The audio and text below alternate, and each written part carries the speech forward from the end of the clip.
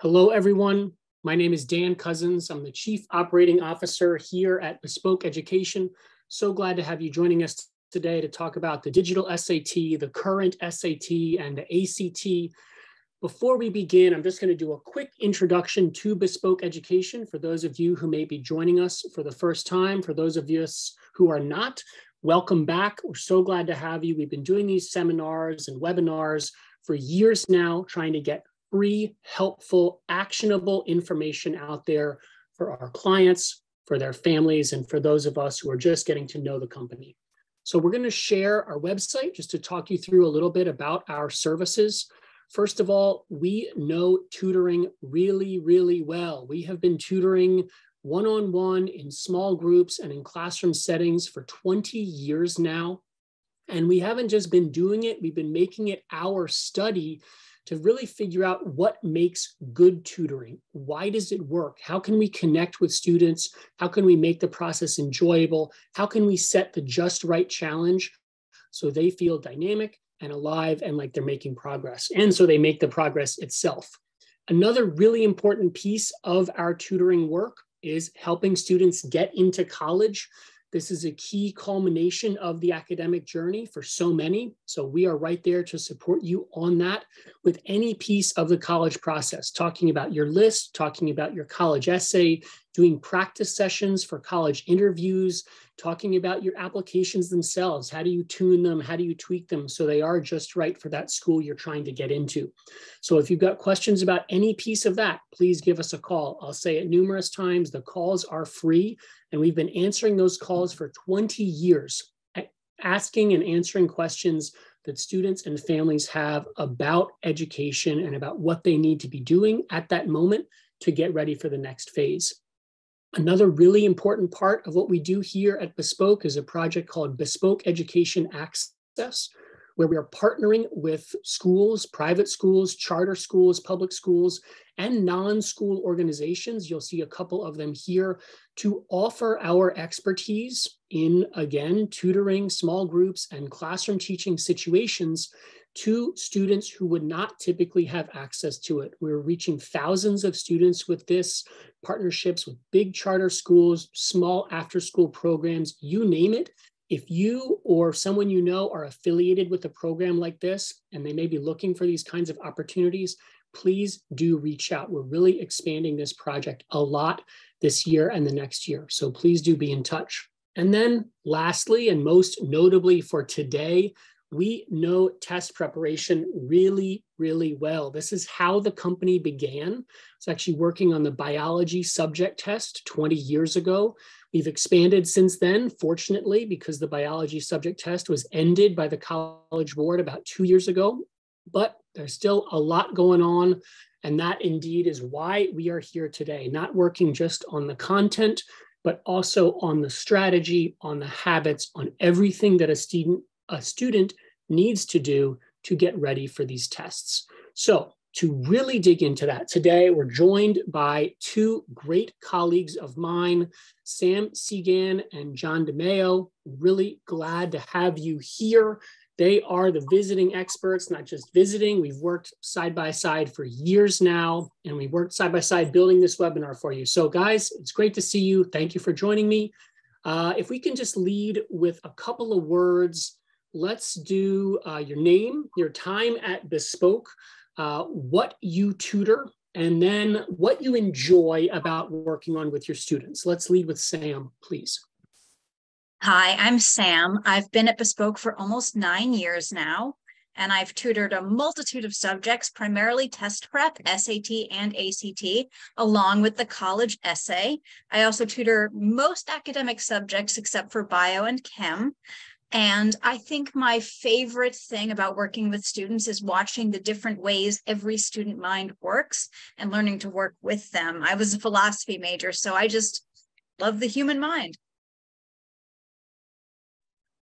Hi, my name is John. I've been with Bespoke since 2017, and I tutor mostly the ACT, the SAT, college essays, and I do a fair amount of homework help as well. And I really enjoy getting to know each student and building that good rapport. This is a long process at times, many months, and there are invariably going to be moments of stress. So building that good rapport, finding out what gets them motivated, what makes them tick, is really important to build trust so that the student knows you're always there for them. Cool. Thanks, guys. And we're going to dig into more of that as we go. A couple of logistical items before we begin. We have a poll. Please answer it and then X out of it. This is a live webinar, so it helps us to know who's here in the audience so we can tailor things a little bit as we proceed. Second of all, in terms of interactivity, you've got two options. You've got the chat. That goes only to me and Sam and John, who's Maya here, and Maya, who's behind the scenes supporting us today. So if you've got a question you'd like to address just to us, you can use the chat, but we would encourage you to use the Q&A. That is seen by everybody. You can post there anonymously if you'd like. And we encourage that just because it adds to the sense of conversation and community that we're going for with these webinars. So please do use that. And also, please do ask your questions as they come up. We will have some time at the end set aside for Q&A, but as I said, this is live, so we will be able to incorporate things as we go, and that typically makes for a more interesting presentation. So let's start. We've got a bit of an agenda to share with you so you know where we are headed today. The first thing we're going to talk about is just why we're talking about the SAT and the ACT, why this is still something that is on people's mind. And there are a lot of good reasons for it. So we'll get there. Then we're going to dig into each test, the SAT, the digital SAT, and the ACT. And then we're going to talk about choosing between the tests, a bit of a kind of side-by-side comparison within the context of how do students respond to these tests. And then lastly, we're going to touch a little bit on what does the test preparation process look like? What do you need, whether you're tutoring or in a class or prepping on your own? There are a couple things that are always going to be present in that process. So we're going to share that today as well. So let's get to it. First of all, why are we here? You've heard a lot in recent years about test optionality, about schools going test blind, this sort of thing. There was a feeling maybe 2 years ago that that was the way of the future. There is less of a feeling of that now. MIT has gone back to requiring test scores. And what we've heard from schools is that scores are certainly a piece of the picture. So it looks like they're going to be here for a while, and students are going to be deciding about taking tests and about submitting scores. So we thought it would be good to spend a little bit of time talking about what the tests are besides just a hurdle to jump over to get into college. They do some other things for you, and we want to dig into that. So I'm going to pass this to John first. What do you talk about with students when you're kind of framing them up to work on these tests? Sure. So of course, colleges and universities are looking at the scores, and we're working towards helping students get the highest scores possible. At the same time, these tests provide an opportunity to students. And what I like to say to students is that these tests are broad and they're deep. And one is a little bit broader, one is a little bit deeper, and we'll get into that. But what this means is that you can't really game these tests. Yes, you can learn strategies and practice your focus and endurance, but at the end of the day, getting that high score is about content mastery. It's about knowing the math, and it's about having good reading comprehension skills and knowing those grammar skills. So when I work with students, it's often an opportunity for them to practice some fundamental skills that either they're already strong on or they need some help shoring up those skills. I find with a lot of my students on the reading section in class, they are being asked to read challenging texts, but they're not being asked they're not slowing down enough. So they're going through a classic, but they're not doing really close readings of text, which both of these tests ask you to do. So when I work with students, it's an opportunity for them to slow down, to spend time with the Federalist Papers or some other old document and learn that difficult syntax, build up vocabulary, which I often find is lacking. And a lot of times I see my students not understanding text because they don't know enough of the words. So it really becomes an opportunity when we have the time to work on those skills. Yeah, and if we're discussing content, I think another thing that bears mentioning is grammar is so rarely taught in schools anymore as a formalized subject. I'm finding so many 11th graders coming to me and either, I mean, who knows, COVID, we lost a lot of content there anyway, but so many students are coming and saying that they don't know what is an independent clause, what's a dependent clause, how do I use commas? Heck, I have parents coming to me asking how to use commas too. And I find that teaching to these tests really grants students an opportunity to shore up their schoolwork, because if your grammar improves, your writing will improve. And often when I worked with a student after having taught them test prep and we work on a college essay, I'll remind them, how do we connect independent clauses? And they'll be able to ably edit their work in a way that they could not before. And with the math in particular, what the test likes to do is combine content from across years. So they'll combine a subject that a student learned in 6th grade with something that they've learned in 10th grade. And that can be challenging because what was learned in 6th grade was quite a while ago. And it's a great way to sort of relearn or shore up those fundamentals. I'm currently working with a student in calculus. We spent a number of months working on the SAT, and she has learning differences, and she really struggled with those fundamentals that she had learned during her COVID years. And now, because we spent a lot of time working on exponents and fraction division, she's doing pretty well in calculus because those fundamentals are key to doing well in later math courses. Yeah, and something that you'll see as a thread throughout is that the test is all about the fundamentals. And a big piece of preparing for them is getting the fundamentals solid. What you want to do is manage your cognitive load when you're working on these tests. And what that means is memorize the stuff that you can memorize. That means it's easy to recall, so your brain doesn't have to work hard on dealing with it. It can save that hard work for the challenging part of the test, which is solving new problems that you haven't seen before, or connecting two types of math knowledge that you've never seen put together in the same kind of question. So that kind of cognitive load management is a lot of what the more strategic approach to getting ready for these tests looks like. And we have here this idea of mental fortitude. We've talked about it a little bit, cognitive load, strategy, etc. There are a lot of pieces of this picture, but I would love you guys to dig into this some. Let's see, I know we've got to talk about strategy first. Sam, if you can just give us kind of a takeaway on what we talk about when we talk about strategy. Yeah, so I like to say that these tests are actually a test of how well you manage your metacognition. That is, how you keep yourself from rushing and making hasty mistakes or errors of judgment when you're faced with the stressful situation of a multiple choice test that you know has very high stakes, mostly multiple choice, and we'll get to that later. But when we talk about strategic skills, we don't just mean tricks. We also mean watch what your own mind does and learn how to manage that. Learn how to manage the way you pace yourself, learn how to manage the way you think, and learn how to manage the way that you organize your work on the page. And for that, you will need good habits. And this is one of I was going to say something about strategy, but thanks for Oh, sorry. So one thing I was going to say about strategic skills is that because this is a multiple choice test and a lot of students don't have as much experience with multiple choice as in independent schools, there are a number of strategies that we do work on with students to help them with multiple choice questions, and especially in the math. There are some key ways that you can use answer choices to help guide you that students just aren't aware of, and it takes practice to make sure that those strategies are close to you when you're taking the test.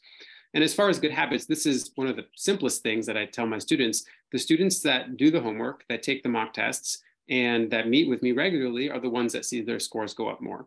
And of course, when we start with students, we can tell which students are the ones that need check-ins twice a week or every single day, and which students have more ownership over their work. So it's not like we just say, you have to have good habits. We work with the student to help them build those good habits, but it's crucial for improvement on the scores.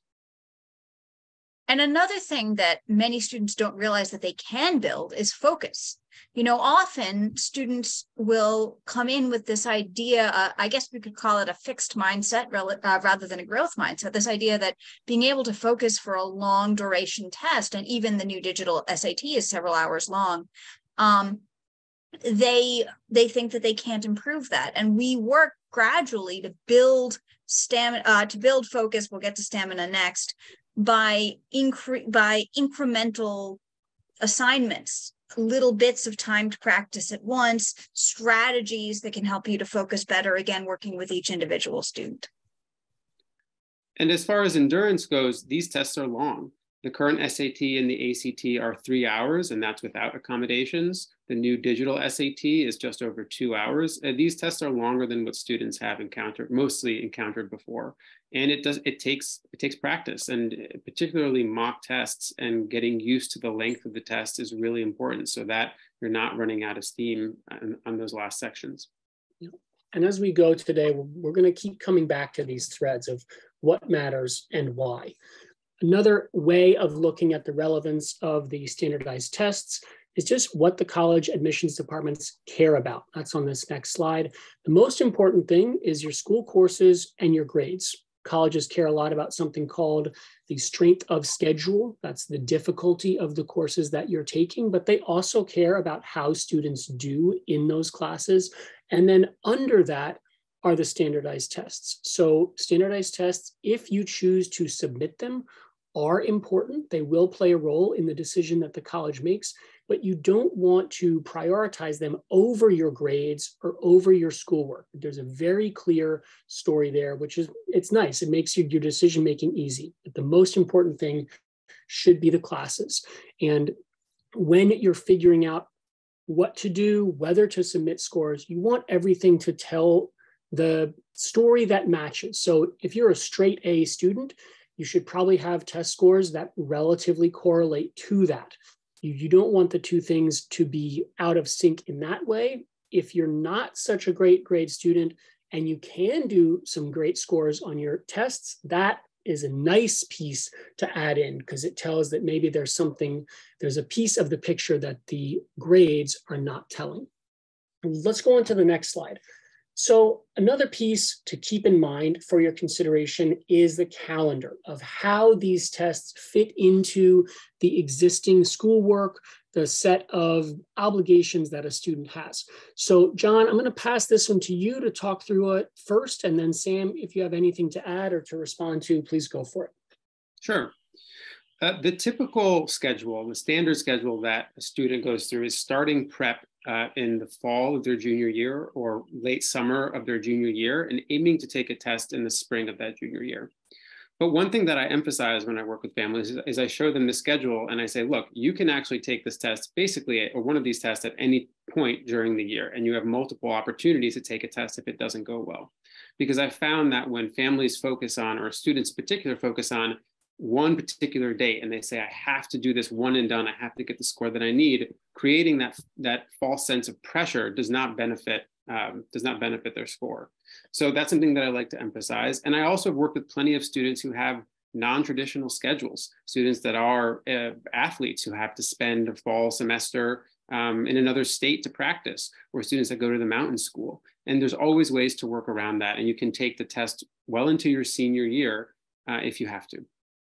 Yep. And one thing to add is that to know where you want to be starting for the fall of your junior year or summer before junior year, you should take your first practice test in the spring of sophomore year.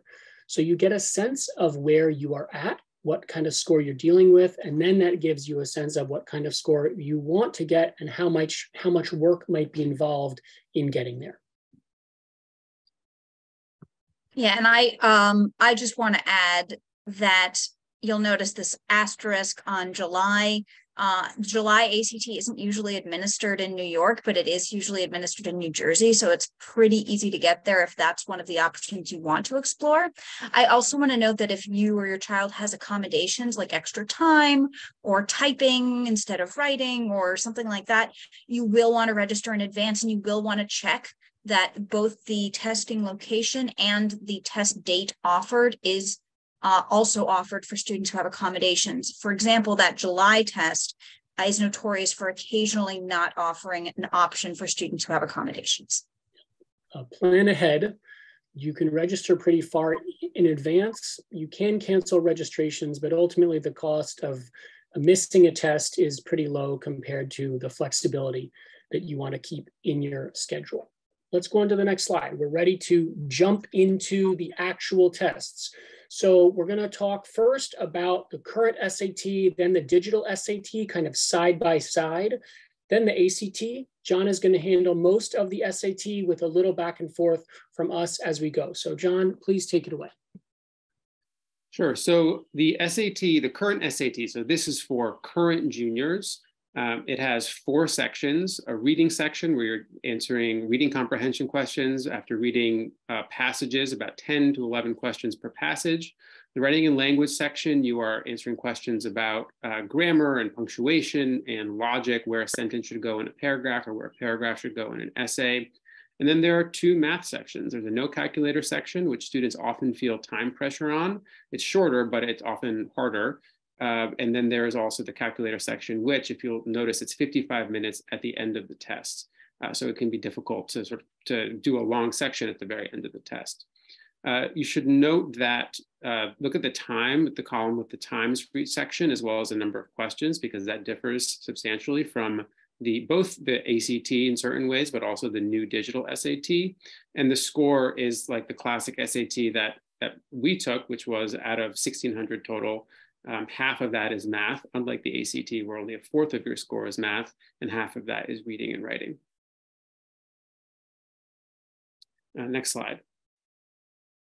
So the digital SAT, which is for current sophomores and anyone younger than that, is quite different, and in a number of ways. You'll note that the sections are shorter. The test is only just over 2 hours, and you have more time per question. So it's more student friendly. It's going to be less stressful for students. Another big difference is that this test is adaptive. What that means is you have a reading and writing section, and you take a first module. And then depending on how you do on that module, if you do well, you get a hard second module. If you don't do as well, you'll get an easier second module. And this is true in the reading and writing section and in the math section. And what we found is it's quite important to get to that harder module. That if you're taking the easy second module in either section, your score is maxing out at around 600 per section, or for that section. So we don't know exactly what that cutoff is, but it's important that the first module goes well. There are some other key differences to know about. There is a calculator on all of the math, and it is a good calculator that is quite powerful. So it's very important for students to practice using this calculator and knowing how to use it, because it can solve a system of equations for you easily. And that's something that the current SAT does not allow you to do. It is roughly the same content, and it is roughly the same level of difficulty. So a student who is scoring a 1400 on the current SAT is likely going to be getting a 1400 on the new digital SAT. A big difference in the reading and writing section is there are no longer passages. Instead, there is long passages with 10 questions per passage. Instead, there is a shorter passage and a question, and then another short passage and a question. So it's easier in a sense that you don't have to read a longer passage where you can lose your focus, or you can honestly get bored because some of the writing is dry. Instead, there is logic, and there is poetry, and there is Shakespeare, which isn't on the current SAT. So those are some of those key differences. One nice thing about the digital SAT is you'll get your score back in a few days. And the other tests, it can take several weeks. And sometimes if you're trying to make a decision about how to move forward with tutoring, or whether to stop, or whether to take a break, if you don't have the score, it's hard to know what to do. So it is nice getting the score back faster.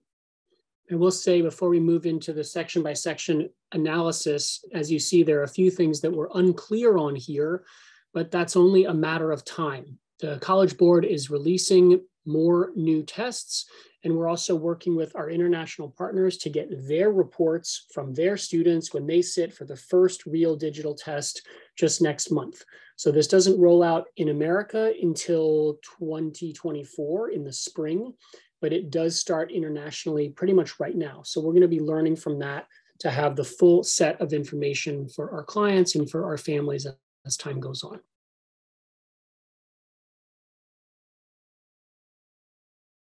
Here is an example of part of a reading passage on the current SAT, and you'll see that there are 2 questions that are paired. You have to answer the question 13, and then there's evidence in in 14, where you look at the lines to find the evidence. These are some of the harder questions on the current SAT, and because of the new format of the digital SAT, it won't be like this. But there are certainly strategies that you can use to help yourself, knowing that these two questions are paired. Next slide, please. There is a science section on the ACT, but there is no science on the SAT. And the science section on the ACT is a lot of reading graphs and tables. So the SAT makes up for that by fitting in graphs and table questions throughout the test on all 4 sections. And this is something that students should be ready for when they're taking the test. Next slide, please. And here is an example of what the new digital SAT looks like. So instead of a long text with lots of questions, you'll have 2 short texts with different economists and their different findings and opinions, and then you'll have to read through them and say or answer how 2 of the economists would respond to the findings of a different economist.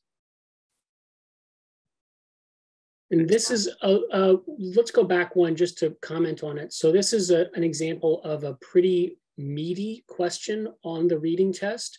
There are also some questions that are just 1 sentence, and then the student might be asked to make a grammar change to it. So it's a mix of longer questions that are supposed to take more time, and then shorter questions that are obviously supposed to take less time.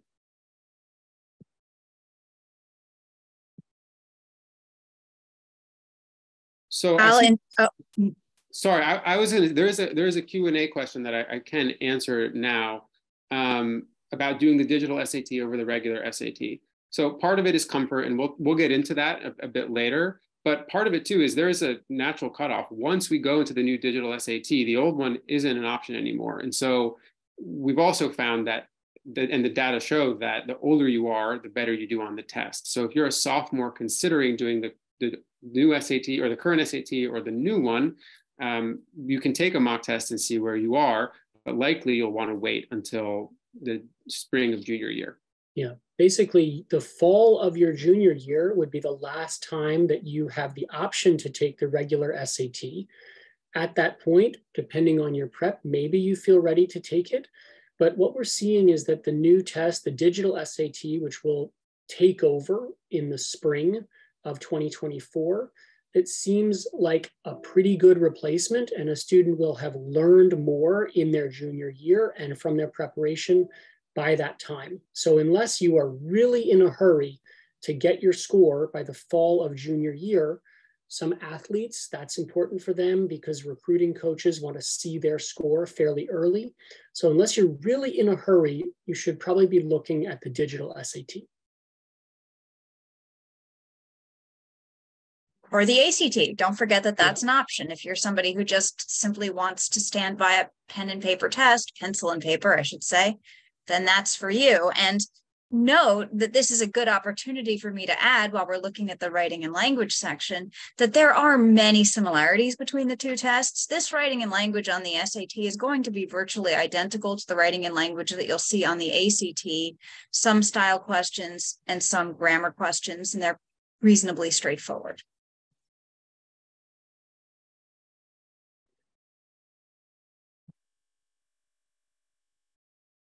Next slide, please.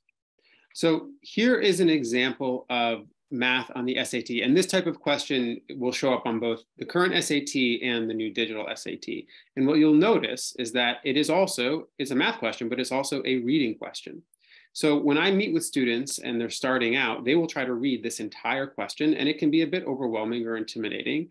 And with time, what you can help students learn is that you see a big chunk of text like this on the SAT, you should scan the question and look for an equation. In this case, you see an equation in the middle there. Then you can go to the question itself at the end of the paragraph, and it asks us the meaning of the value 108.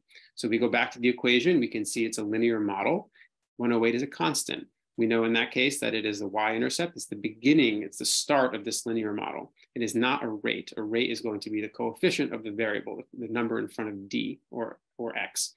And so we know it's not a rate. So then we can go to the answer choices. We look at C and D, it says this is a rate. We know both of those are incorrect.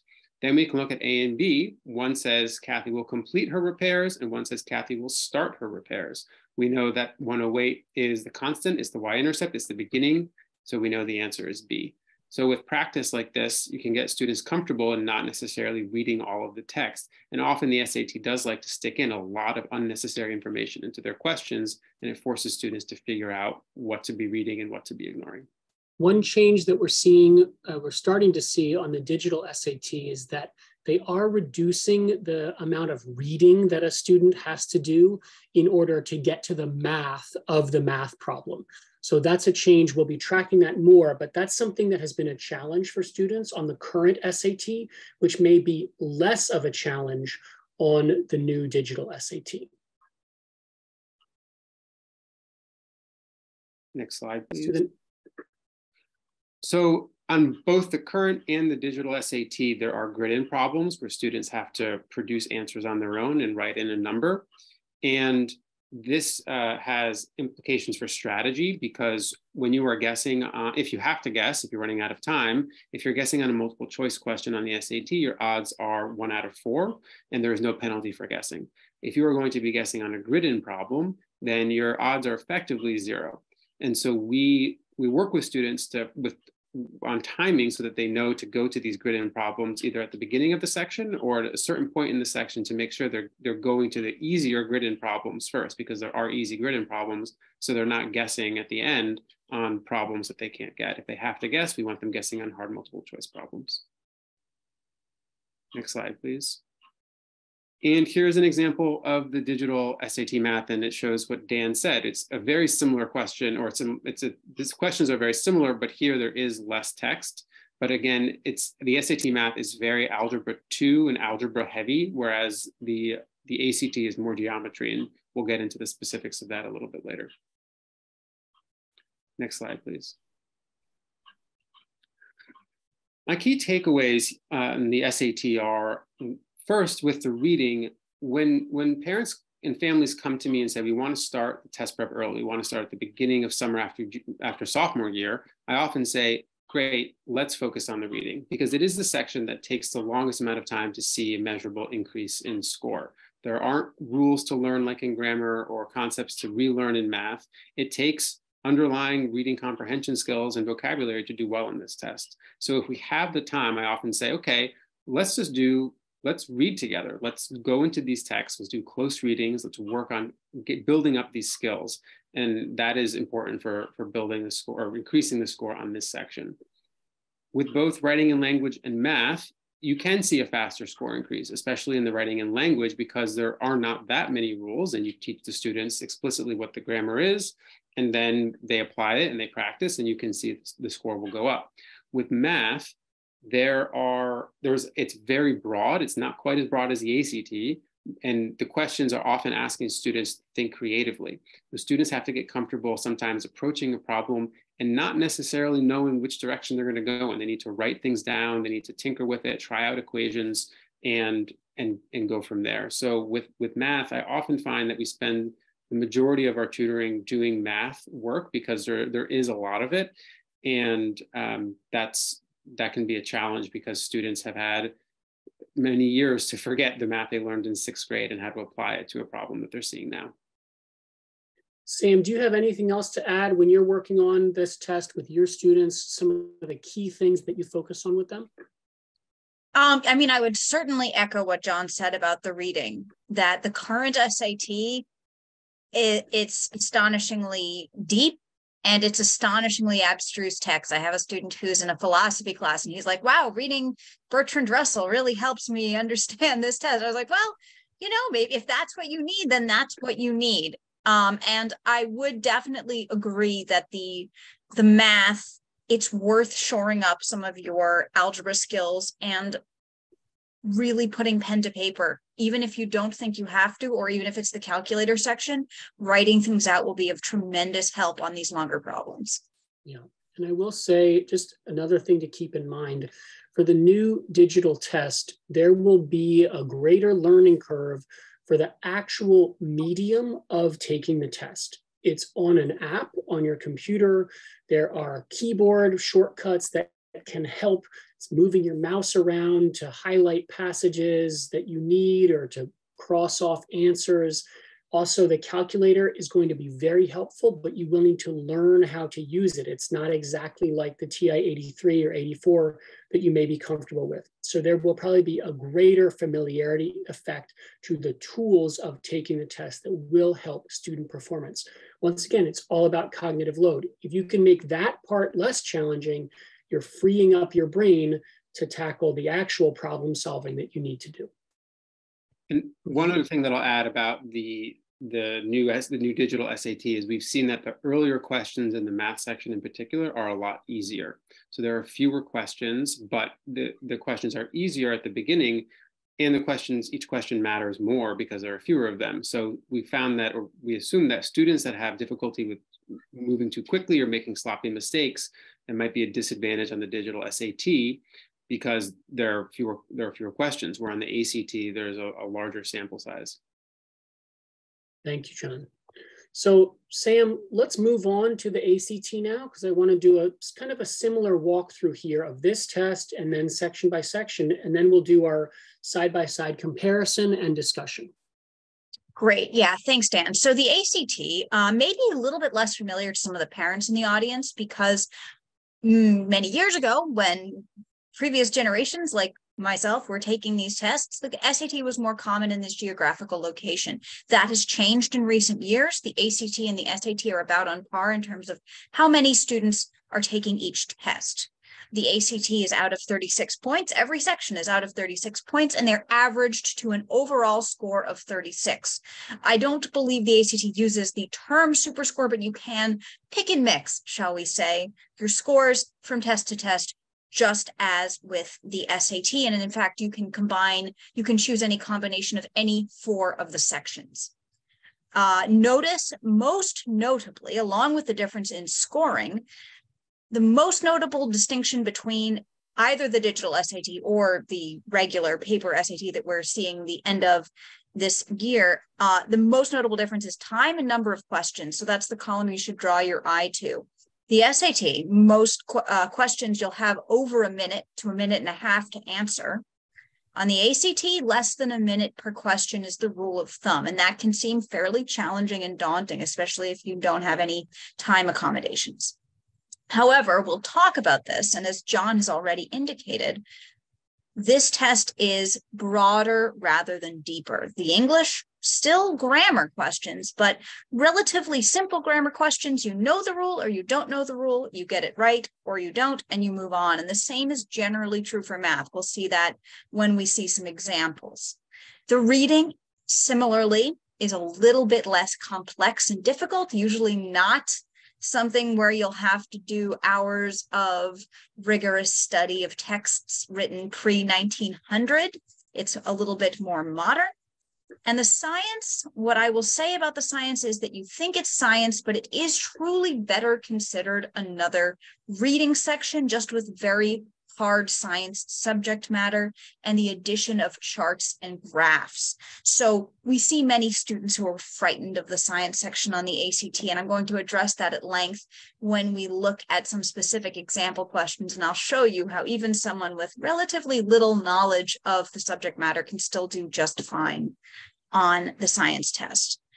Notice the bottom column here talks about the essay. I almost consider this not worth mentioning, but I will just mention it and then move on.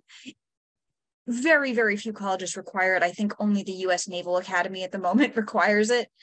And unless you're planning on applying there, we don't recommend that you take it. It is a relatively difficult thing to master. You're writing an essay under enormous time pressure.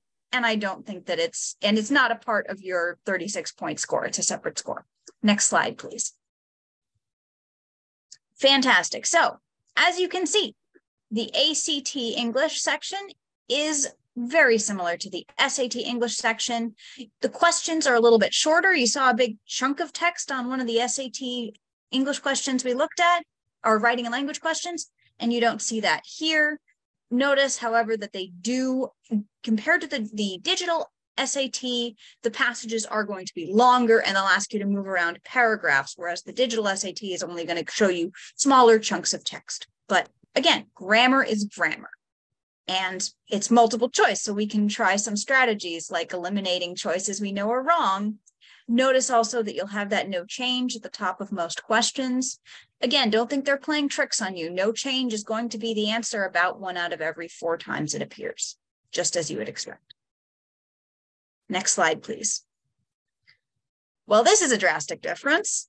Think back to the SAT math problems we've seen and how wordy and in need of interpretation they are, and then compare that to this. If you know how logarithms work, you get the question right. If you don't know how logarithms work, you're most likely out of luck. So the ACT math is going to be a lot of memorization of formulas. Every ACT student I have comes away from our test prep with a sheet of every formula that they're expected to memorize, either through recopying or flashcards or whatever works for them, intermittent quizzes.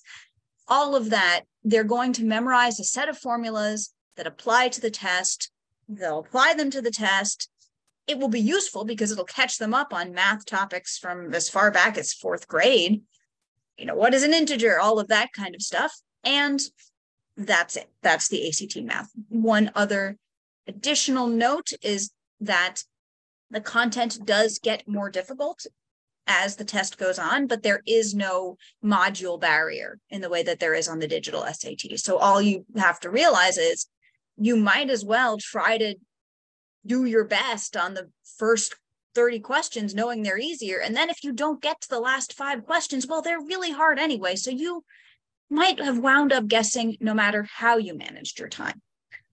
There are other ways to navigate the time pressure of the math test. And, and we could talk about those in tutoring. So let's go to the next slide. Okay, so the reading, as you can see, again, it's pretty similar in length to the current SAT, longer, therefore, than the digital SAT, simpler than either one, I would say, in its subject matter. Only one passage on the ACT is fiction. The 3 other passages are nonfiction. And anyone in this room who's written an essay, which I believe is most of us, knows that it's easy to find the main idea of an essay that's a nonfiction organized piece. Well, you look at the first paragraph and you look at the last paragraph. So although you might think that the time challenge is pretty intense, you have less than 9 minutes to answer all these questions and read the passage, you don't actually have to read the whole passage. You can come away with a sense of the main idea, apply that to judiciously eliminating answers that are just silly or obviously wrong, and you'll pick up momentum as you go because you'll keep dipping back into the text as you answer each successive problem. I always tell my students, if you're looking up at the sky for the answer to the reading problem, try looking back at the text instead. Find some keywords. And now, for the most intimidating of the sections, although it should not be, the ACT science. Now, you might be thinking looking at this and thinking, oh my gosh, look at all of those daunting charts and graphs. Look at all of those formulas. Well, let me tell you a secret. I didn't study chemistry past high school. And in fact, you don't even need to have taken high school chemistry to answer these questions. So next slide, please, and I'll walk us through what it looks like to answer a question about chemistry with no knowledge of chemistry.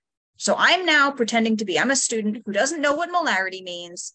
I don't know what any of these words mean. Let me read question 35 and I'll explain what this looks like.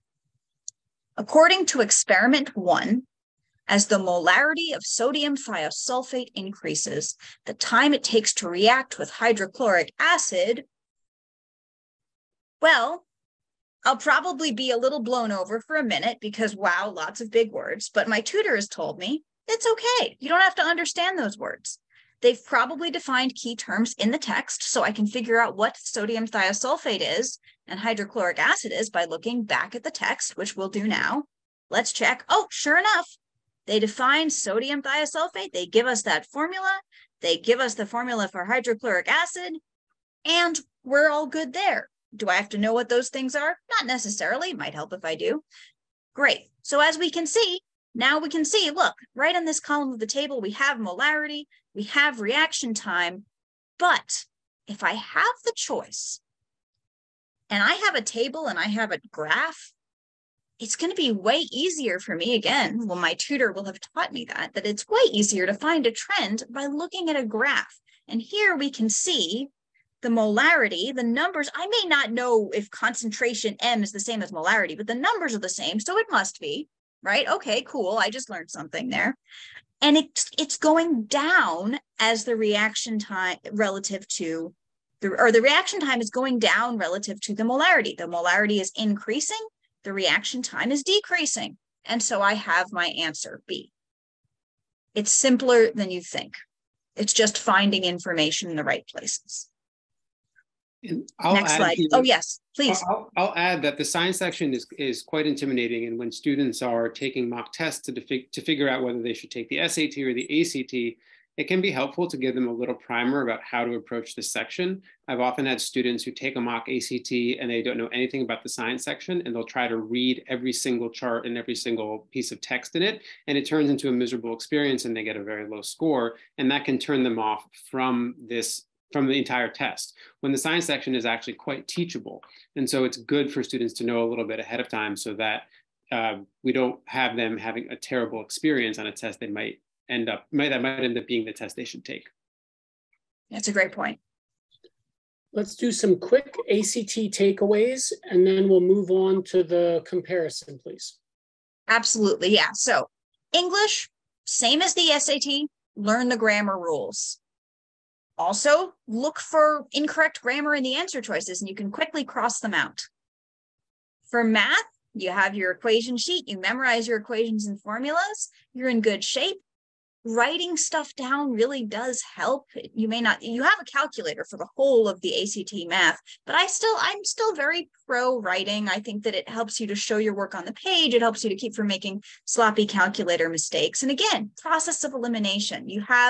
There is no fill in the blank on the ACT. It's all multiple choice. And that really works in your favor, especially with time pressure, because if you guess on the last 10, you might get 2 or 3 right, even if you're just completely guessing out of nowhere.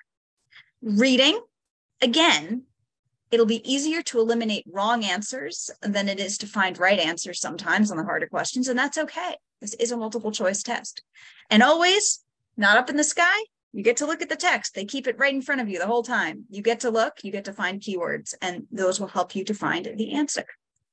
And science, I think we've addressed. Mostly, don't be so scared of science. Don't try to understand it all.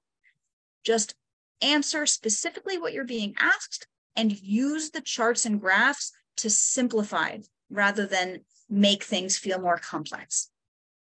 And that's what I would say takeaways are for the ACT. Cool. So let's look at our Venn diagram comparing the ACT to the current SAT. There are going to be some changes here, but it's a decent takeaway. We're going to talk about a side-by-side comparison of ACT and digital SAT in a moment. So guys, let's just talk, when you're counseling students in one direction or another, or from your experience, what are some things that drive a student towards the SAT or towards the ACT? John, I'll give it to you first. When I'm working with a student, I often look at the math skills, and that can help me determine if geometry skills are very strong and algebra 2 is not as much, then I would go towards the ACT and vice versa for the SAT. Also, ability or whether time is a big factor. Time on the ACT can be a lot harder. So those are 2 of the things that I look to first.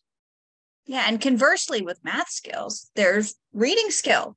If you're somebody who's really strong on reading, I see you as clay that can be molded into also really strong on science on the ACT. And that's been almost universally true. When I see a student who's a good reader, they're usually a good science test taker.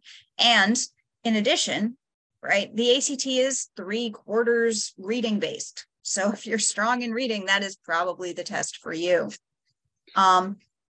Another note to make about the digital SAT is that if you're a student who's prone to making careless errors, that first half of the math may be a bit of a minefield.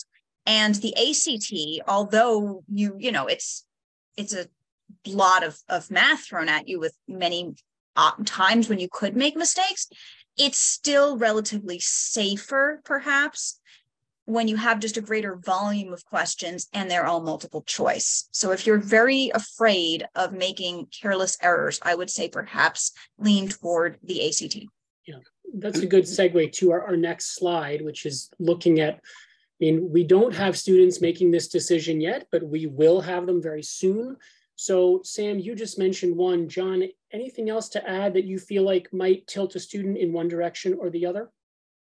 Yeah, one thing that I've noted that I see is when students first you should take a mock test on both the ACT or the SAT or the digital SAT and see how the student feels and how the student does. Often the scores are pretty similar in a pretty similar place. Once in a while, you have a student that does much better on the ACT than the SAT or vice versa, but usually they're pretty similar. And so often I ask the student, because student buy-in is so important. If there isn't a measurable difference in the score, go with a test that the student feels more confident or comfortable about. And the other thing to note is you can switch, that there is so much, that we've talking about these differences, but there is so much that is similar. They're far more similar than they are different, that you can spend the first 2 months studying content that will be on both tests. And if you decide that you need to switch to the other test because you're hitting a wall with one of them, then it's an easy switch to make. And this is a question from our Q&A.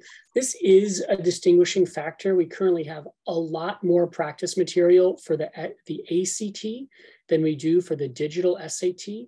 The digital SAT, there are 4 released tests, and already one of them is looking out of date compared to the 3 that were released after it. So that's going to be changing from the College Board. Bespoke has written 2 full-length practice tests. Those are going to be available in an online platform, hopefully within the next month or 2 for practice tests. We're intending to write another 10 practice tests by the end of the year. And we are going back through our library of content that we've been writing for the last 20 years to flag questions that are relevant as prep for the new digital tests. So basically things that cover the same content and they present it in a similar form factor. So we're really going to be going all out to have as much practice material as possible for our students. So stay tuned and we'll have more to discuss in that regard. In our last couple minutes, I want to talk about the process of test prep. If we can go to the next slide, thank you. A couple things that are going to be relevant to you or to your student, no matter how you approach the test, whether you're tutoring or doing a small group work or classwork or prepping on your own. There are a few things that you have to make part of your process. They're at the top here: learning, studying, focus, practice, and reflective review. I just want to speak quickly about what I mean by those. And then John, Sam, please respond or please add anything that you've got. Learning, any student is going to have to learn some new things. That is going to be content. It's also going to be strategy and approach. So they've got to have an open mind. They've got to be willing to take on board some new ways of doing things, maybe a different way of doing the Pythagorean theorem than they learned in school that might be more helpful for these tests. So some openness to new stuff. Secondly, they're going to have to study. This is a test that rewards preparation and it rewards memorization, as we have discussed numerous times today. The more you can have that math formula ready to recall, the easier it's going to make your work down the line. So putting in some time, reviewing things, practicing them, flashcards, etc. Thirdly, focused practice. This is a little more tricky to define, but I'll try to do it simply. If you tell a student, or if a student goes into a practice test and their only goal is to get a better score, that is an impossible goal to make real by anything that they do in the test. There's nothing they can do to get a better score. There are concrete other things they can focus on that will help them get a better score. For example, many of the things we've talked about today. How do you approach the science section? What do you read? What don't you read? How do you cross off answers? How do you write out some of your work so you're not making careless mistakes? That's what we mean by focused practice. Help the student get away from just focusing on the score improvement to focus on habits, behaviors, and strategies that they can use, and then that they can look back at and say, did I use it or not? What is getting in the way of me using it? That's what we mean by focused practice. Then fourthly, a reflective review. We see so many students who want to charge ahead, just another practice test, just more homework problems. I'm just going to solve. What's missing from that is that they're never thinking about what they did. They're never thinking about, why did I go wrong? Oh, why am I making these silly mistakes? We see students say, oh, that was just a silly mistake, so I'm not going to think about it. That's the wrong approach. Silly mistakes happen for a reason. If you can find those reasons and address it, you're going to do better the next time. So time after the practice test, after the homework, to think about what happened and to try to address those changes. Because what we're truly doing is asking students to change the way they approach these tests and put those changes into effect the next time they do them. Guys, responses, I know we're running out of time, but I'd love to hear your thoughts or anything else that you'd want to add. Yeah. One thing that I work on a lot with students is managing anxiety. These tests they can be challenging and it's a long process and they're ups and downs. Sometimes a mock test doesn't go well. Sometimes a real test doesn't go well. And it's important to help the student through that and build skills to be resilient when it doesn't go the right way, because you have more opportunities to take it. And so managing that stress is really important for doing well and for the student to not hate the process. It's not going to be fun, but at the same time, you don't want students to really dread this, because at the end of the day, dreading it will affect their score as well. Yeah, and on the same token, what we often discuss is that it's so important, as a parent, not to pass on negative language about the test to your kids, talking about it as something to dread. In fact, an enemy, yeah. They're trying to trap you, trick you. That sort of Hunger Games test maker mentality, you want to X that out. Right, because really, preparing for this test shouldn't be so stressful that it overtakes, other aspects of your life. As we've been discussing with Dan's really wonderful emphasis on reflective review and focused practice, work smarter, not harder. It's far better to do 10 to 20 minutes a day of work for these tests in a relaxed fashion, but a consistent fashion, and to master the small habits that will get you through them, than it is to try to pummel them with just tons of potentially unproductive work. Thanks, guys. Let's stop the share. We can do any kind of closing remarks or encouragement that we've got for our audience. Anything we want to end on? I have one myself, but I'll open it up to you, John or Sam, if there's anything you'd like to add. We've talked about this and just touched on it, but patience is so important. And being patient with yourself, being patient with the student, it's crucial for them to feel that, so they don't feel that pressure. Yeah, change takes time. And I think being aware of that as a parent, helping your student be aware of that this is a process. As I said, we're encouraging them to make some pretty big changes to the way they think, to the way they respond. And so that's not something that you're going to see in 1 week or from one practice test to the next. Agreed. I would also say, if you came to this webinar hoping to take away, oh, I have to decide between the ACT and the SAT, I hope what you've taken away is that the content is very similar on both, and it's not as pressing a decision as it may seem. You can always switch. Yeah. So I'm going to end by saying thank you, and please call us. We've been having these conversations for now decades, and the conversations are free to get you started, to answer your questions. Even if you never end up tutoring here at Bespoke, we've got a lot of helpful advice, so please do be in touch. And then lastly, we are a word of mouth company. So if you like the webinar, you're going to receive a recording in the next day or two. Please share it widely. Please subscribe to our webinar mailing list so you get further notifications. We're talking about the college essays. We're talking about finding your voice. We're talking about finding your learning style, high school admissions. So not really right up your alley, but if you know any younger students, then maybe it is. And then a lot more about college essays as the year goes on, and that becomes a more popular topic. So there's great conversations here, great conversations to be had on the phone, and we're always hopeful to share and spread the word. So please do that. Guys, thank you. Sam, John, thank you. And to our attendees, thank you as well. It's been a pleasure, and we look forward to the next one.